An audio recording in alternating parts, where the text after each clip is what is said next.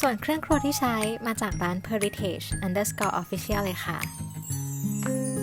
ฝากกดไลค์กดแชร์กด subscribe เพื่อจะได้ไม่พลาดคลิปวิดีโอใหม่ๆนะคะ